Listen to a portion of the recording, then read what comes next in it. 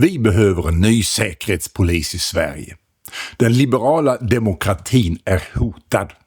Och den är hotad på internationell nivå. Och den svenska säkerhetspolisen jobbar med dem som försöker förstöra den liberala demokratin. Hur hänger detta ihop? Jo, kommunismen har infiltrerat socialdemokratin och det har de gjort i över 50 år. De krafter som verkar mot frihet och demokrati är ledda av Ryssland och Venezuela. Och det som överlevde det kalla kriget var Kuba. Men sen på 90-talet så blev Venezuela och Ryssland diktaturer, tyrannier. Den kubanska diktaturen är en av de värsta som finns. Och den regimen har Socialdemokraterna samarbetat nära med ända sedan 1960-talet. Och de har samarbetat med knarksmugglande, kokainsmugglande regimen i Venezuela sedan Hugo Chávez blev insvuren 1999, det år han gjorde statskuppen. Säpo har visat i handling att de inte står upp för det som är rikets intresse. De skyddar inte svenska rikets intresse utan den socialdemokratiska djupa statens intresse.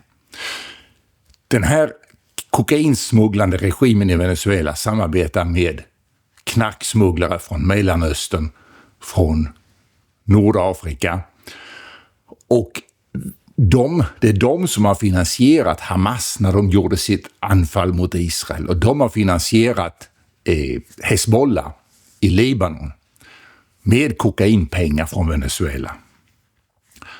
Och via dem så finns de närvarande här i Sverige i de knarksmugglande nätverken med folk, kriminella från Mellanöstern som har kommit hit med flyktingströmmarna och utnyttjat den möjligheten att ta sig in här och etablera sig i vårt land.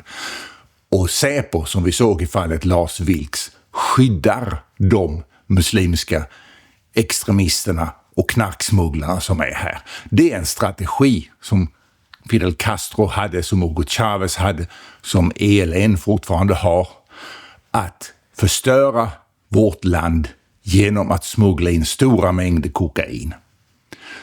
Det är en asymmetrisk krigföring de gör och bakom dem som hjälper dem står förutom Kuba, Ryssland, Putins Ryssland.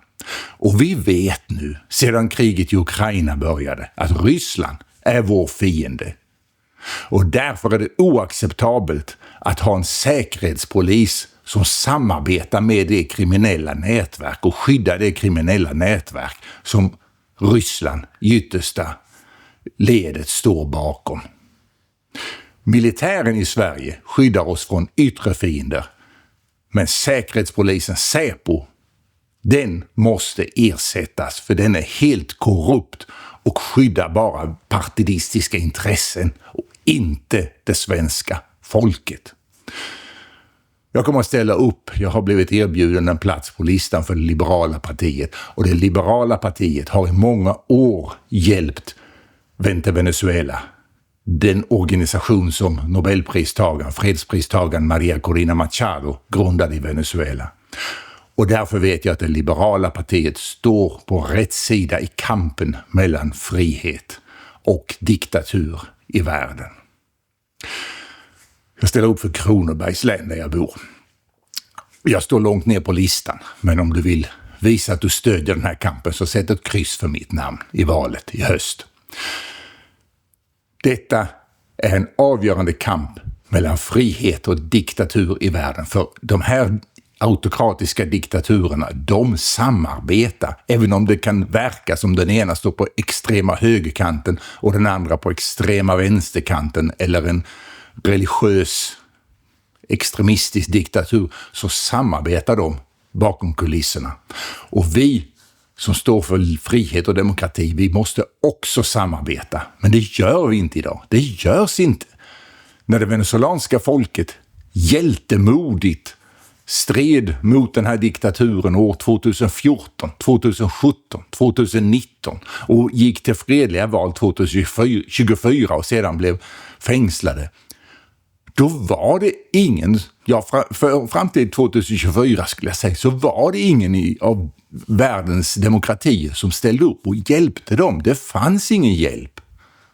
Till och med när regimen begick folkmord genom svält som de började implementera 2015 och som slog igenom i full kraft år 2017, så kom det ingen hjälp från världens demokratier. Dessa diktaturer förstör demokratier och omvandlar dem till diktaturer en efter en, och vi måste samarbeta.